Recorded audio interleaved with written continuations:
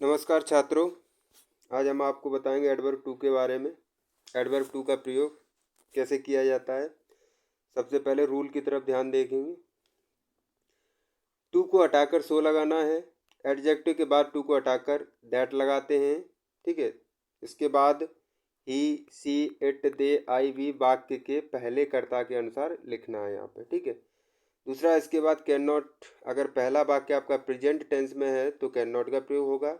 अगर पहला वाक्य आपका पास्ट टेंस में है तो कुड नॉट का प्रयोग होगा। ठीक है। उसके बाद अन्य शब्द लिखते हैं। चलिए उदाहरण के जरिए समझते हैं।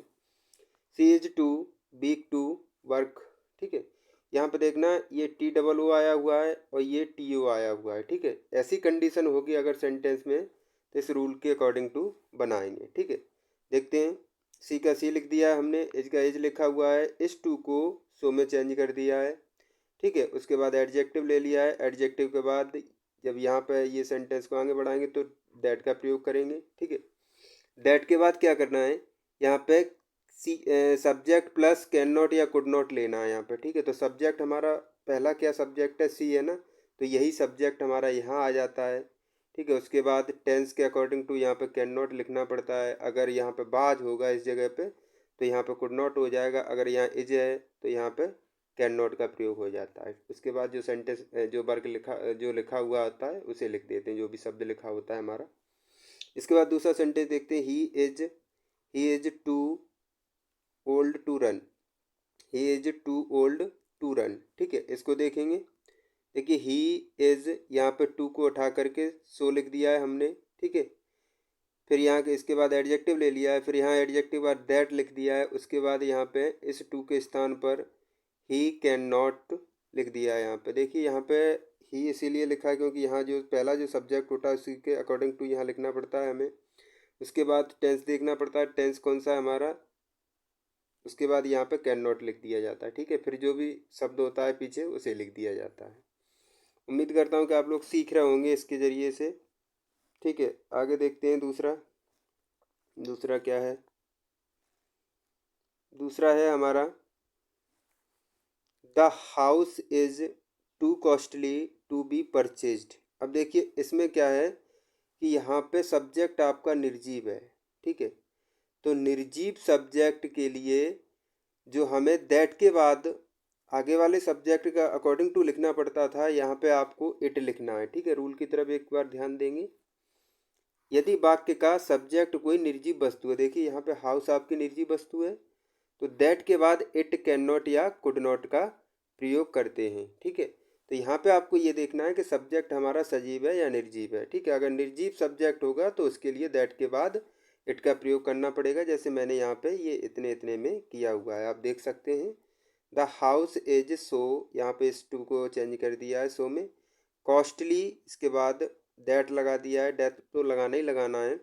उसके बाद यहाँ पे सब्जेक्ट लेना है, तो हाउस के लिए हमने सब्जेक्ट लिया है इट, क्योंकि हाउस हमारा क्या है, निर्जीव है। ठीक है।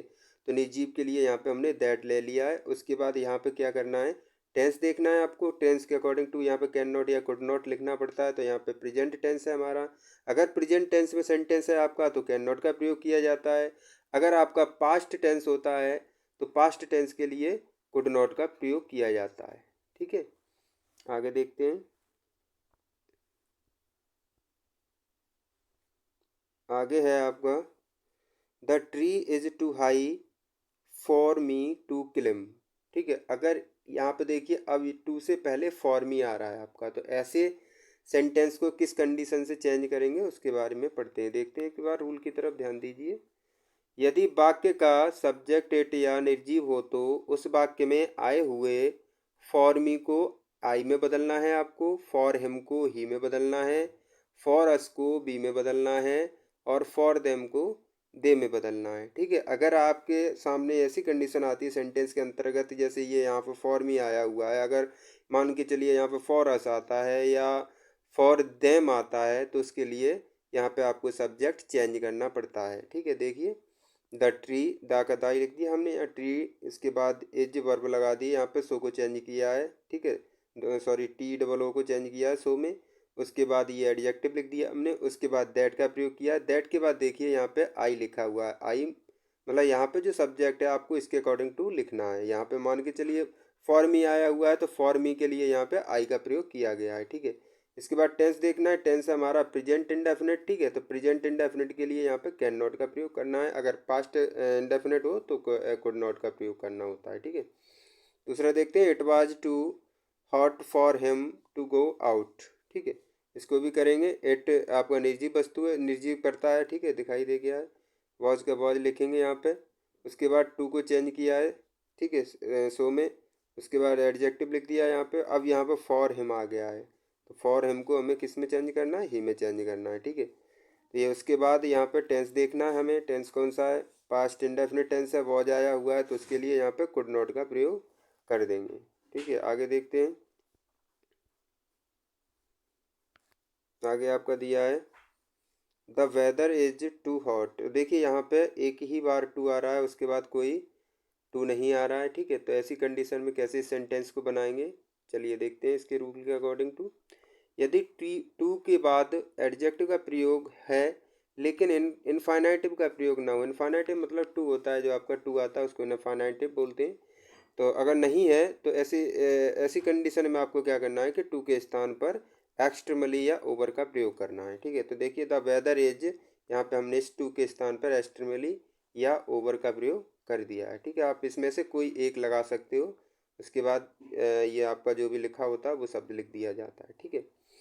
दूसरा सेंटेंस देखते हैं, he is too eager for praise, ठीक है। ऐसे ये भी हुआ है आपका, इसमें भी एक ही बार टू आया हुआ है, उसके बाद दूसरा टू यहाँ नहीं आया हुआ है, इनफाइनाइटिव टू का प्रयोग नहीं किया गया है। तो ऐसी स्थिति में हम क्या करेंगे, इस टू को ओवर में चेंज कर दिया है, या आप एक्सट्रीमली भी लगा सकते हो यहाँ पे, दोनों कोई सा एक लगा दो, दोनों एक में से आपका सेंटेंस पूरा सही हो जाएगा। उम्मीद करता हूँ कि आप लोग समझ गए होंगे, ठीक है। Thank you.